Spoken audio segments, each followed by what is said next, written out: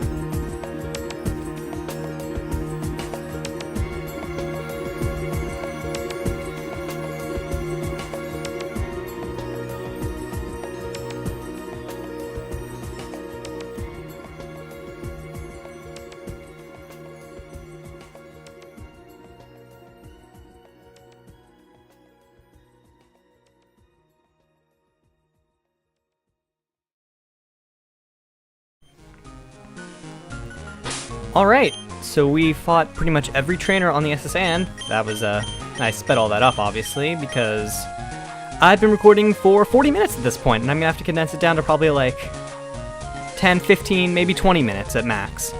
But, there was a probably short introduction going on this, but we're gonna step up here and be greeted by a familiar face. Fuck me, I forgot to bring up his party. God damn it. Bonjour, Discord. Imagine seeing you here. I guess he doesn't always have an accent. Discord, were you really invited? So how's your Pokedex coming? I already caught 40 kinds, pal. Different kinds are everywhere. We have 8. Crawl out in grassy areas and you look hard for them. Oh, well. I guess I read that correctly, in my own mind. And we're challenged by Rival Gary once again. He has 4 Pokemon. Starting out with a Pidgeotto, level 19, Keen Eye for the ability, normal flying type, all the usual stuff. The moves Tackle, Gust, Sand Attack, and Quick Attack. Pretty much nothing we haven't already seen.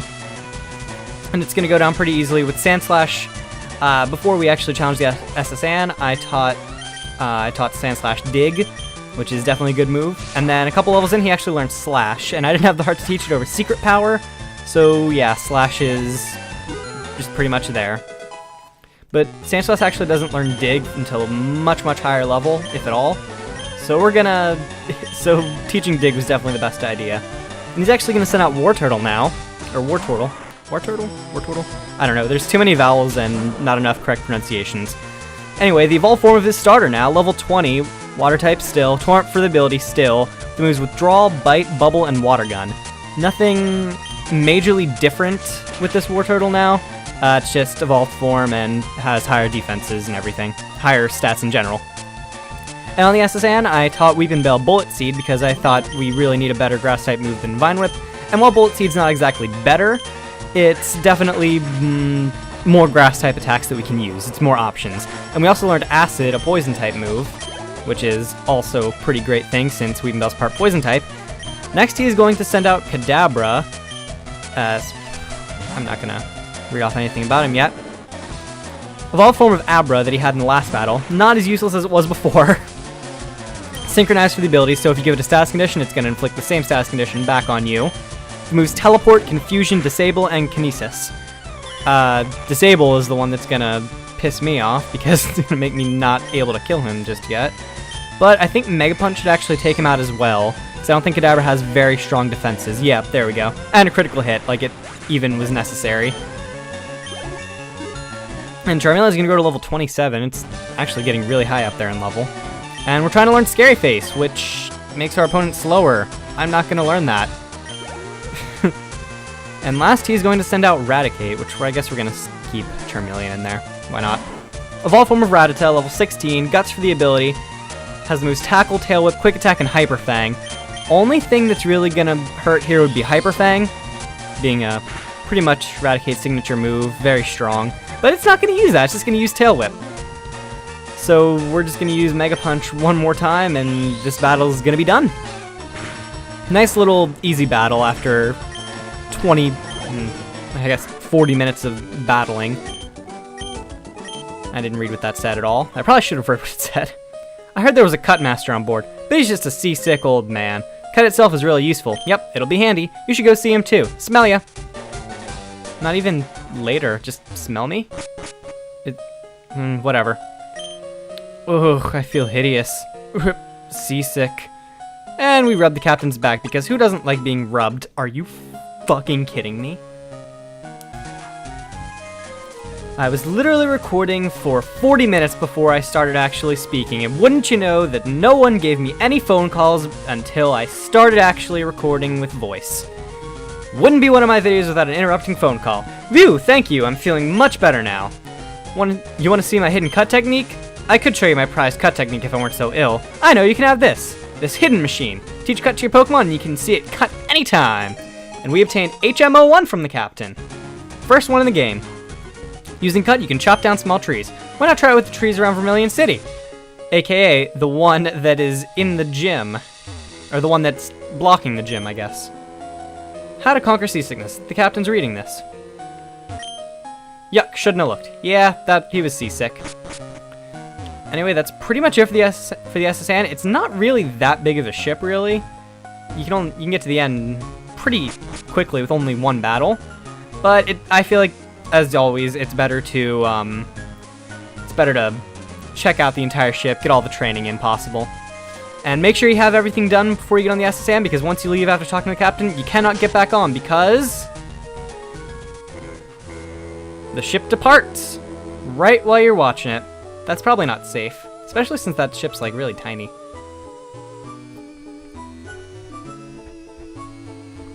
And you can actually skip the SSN altogether by trading over a Pokemon that knows Cut. You can just use that Pokemon.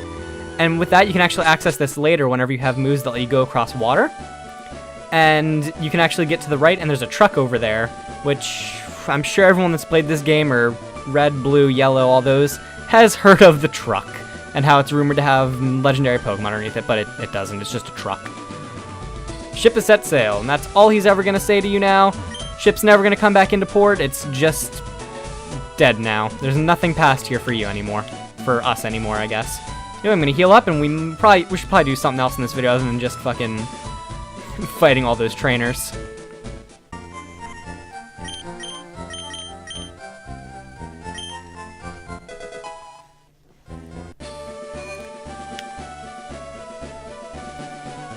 Alright, took the liberty of teaching Cut to Paris, actually, so we can just press A on this tree, give us the option to cut it.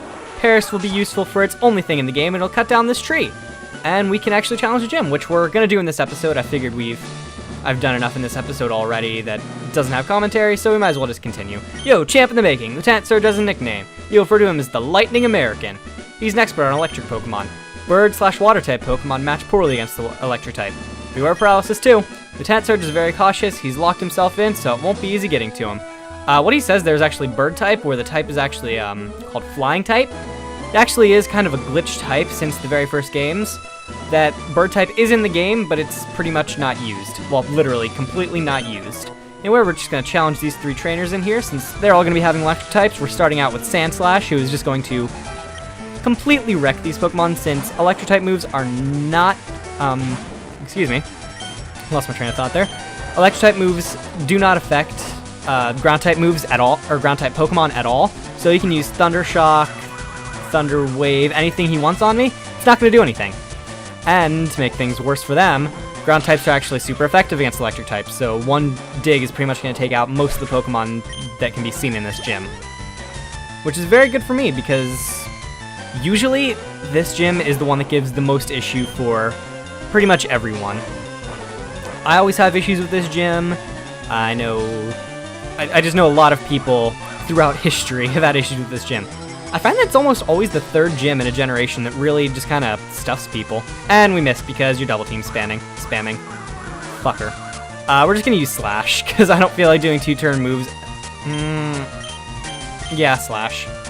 And that's going to miss too. Cool, fantastic, great. This is why I hate double team and any kind of accuracy changing move. Slash is going to hit and take you out anyway, so we didn't even need to use Dig. But I always find that it's... Damn it, static. Paralyzed. Fucker. Whatever, we'll heal that up. But I always feel like it's the 3rd gym in any given generation that gives people the most issues. In Generation 1, this gym is probably the most difficult in the game because of how few ground types there are. 2nd generation, Whitney's gym's 3rd. Everyone knows about Whitney and her goddamn milk tank. 3rd generation, Maulville's the 3rd gym, and again, electric type. It was always an issue for me, at least. 4th gen? Who was the 3rd gym leader in the 4th gen? Was it? Oh, that's the weird one where it changed. It was the fighting type gym leader first. I forget what her name is. Started with an M. Definitely remember that. And I remember in Platinum they actually changed it so in Heartdome, whatever it was called, is the Ghost type gym was the 3rd gym. I don't remember Generation 4 very well, as you can probably hear. But I don't actually think that had an issue with the 3rd gym being extremely difficult. 5th gen, I have no way in hell I can even begin to recount who the 3rd gym leader is. I only played it for the first time a couple months ago. Actually, I still haven't finished it. I'm still in the process of playing through it. Which is actually funny because while I've been editing videos for this Let's Play, I would edit them and then while I'm rendering them, I would go and play Pokemon. Again, just not this game. which I thought was pretty silly, actually. That takes out the second gym trainer here, and then we'll take out this old man up here by this electric fence. When I was in the army, Lieutenant Surge was my strict commander. He was a hard taskmaster. I like task manager better. I can control alt delete that shit. And Lieutenant Surge's process. Anyway, we'll just use dig here. You're gonna use quick attack. Well, that's not gonna do much at all. But one dig should be able to take you out as long as you don't start spamming double team. You could have been started to spam double team. Those words didn't come out at all correctly. But you're down. Sandslash is through level 27. I don't think we're gonna learn any new moves, but level 27 is a good level considering we're higher than pretty much anything we're coming across at this moment. All right, and then I'll just heal this little paralysis once more. I don't think we're actually going to go heal up since Sandslash is pretty much our MVP and we got enough digs left. Now this gym puzzle, which is probably the most irritating thing possible. Basically, in these trash cans, there's 2 switches, and it's in any given one of them, and I guess I found the first one. And then there's a second one that's gonna, yep. Can I? Okay, well, now that I didn't find it on the first try, let's explain what the gym puzzle actually is. In each one of these trash cans, there's a chance for there being a switch that'll open up the electric locks. Then, adjacent to that one, there will be a second switch that'll turn off the second electric beam light up there at the top. But if you choose the wrong adjacent trash can, then unfortunately you're gonna have to start over again. And yep, only trash here, so basically you're gonna be clicking on trash cans for a while. Nope, only trash here, only trash here, only trash here. Yep, more trash. Trash abound. Actually, so much trash that it's goddamn scary. Nope, only trash here. Nope, only trash. Trash. Trash. Hey, there's a switch under the trash can. Turn it on. First electric lock. Hey, now this is where it actually succeeds because there's only one adjacent trash can we haven't checked already. And now the door's open. So we can come right up here and challenge this guy that looks kind of exactly like Brock. Just blonde and more green. Hey kid, what do you think you're doing here? You won't live long in combat, not with your puny power.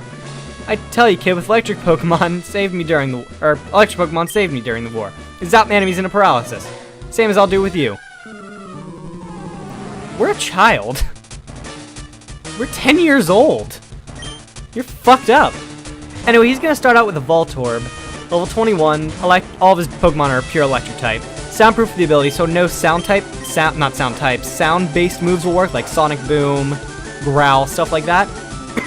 Has the move Shockwave, Tackle, Screech, and Sonic Boom. Sonic Boom is actually a move that will always do 20 damage no matter what, so at this point in the game, it's kind of devastating.